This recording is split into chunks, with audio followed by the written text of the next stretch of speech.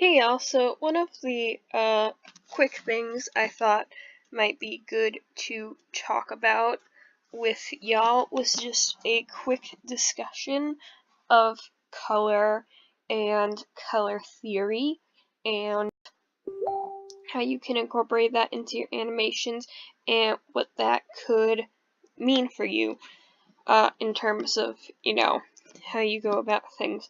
So one of the ways that color theory is just good to incorporate is because contrast is going to draw your eyes to, things or information that's important. So here you can see I'm using orange, that contrasts with the blue, that lets you know you're going into the store. You can see it kind of elevates, just the name and the concept that this is a glasses,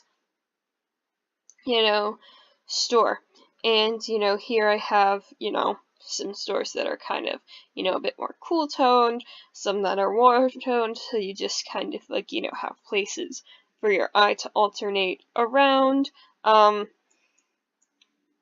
when making some of these characters in the background, they have, some color schemes. This is more red, this is more pink, there's just little kind of palettes and ways to go about everything. The character at the forefront, the avatar character, is always going to have, she has this yellow top and kind of these blackish gray pants, it's all going to be very, very neutral.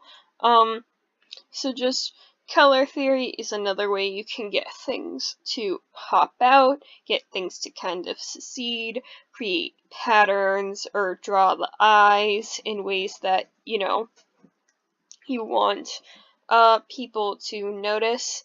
And it just makes things, a bit more kind of cohesive if you're thinking about color in some kind of way when you do things. And most of your scenes will be colored except for the security cam footage.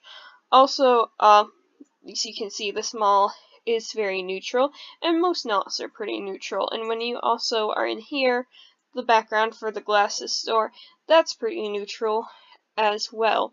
And you can keep things on a more neutral level, but you don't want to color large swaths of the background, or really things that are going to be in the background, the same color as any of the skin tones that are in paletization that could be used for the character. So just check and make sure, just go through, you animate and you have your line art, and you're going to try to fill, the line art and the skin tone, more or less consistently, it seems, when you publish your files, but also when you're going through the process, maybe at different points fill it some of the other colors you have in paletization, fill it more of a mid-tone, fill it more, of a neutral kind of lighter skin color, fill it a darker skin color, and just kind of see, how that looks on the character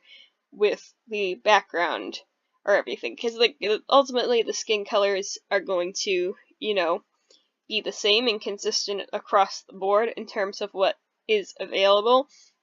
So if something is looking bad, that lets you know if you kind of need to reevaluate your background. And also if one of the background things or a big part of the animation turns out to be something that is going to be a skin color that the programs use, in the end published files, from what I understand about the coding aspect, that gets to be a little bit confusing. So say I fill, this character,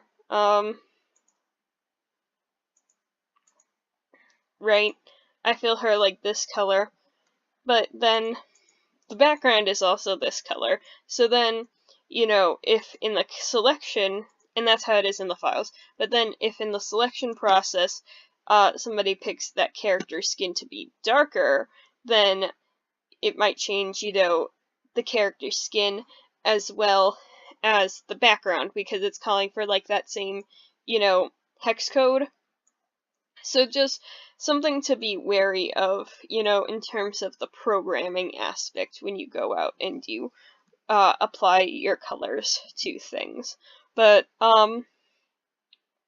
ultimately, just, you know, think about the colors in terms of your atmosphere, what you're drawing attention to, and what you aren't, and, you know, just making things, you know, a bit cohesive and not too garish.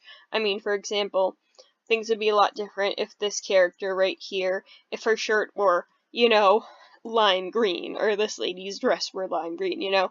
It all, you know, is sort of about making things kind of fall into place.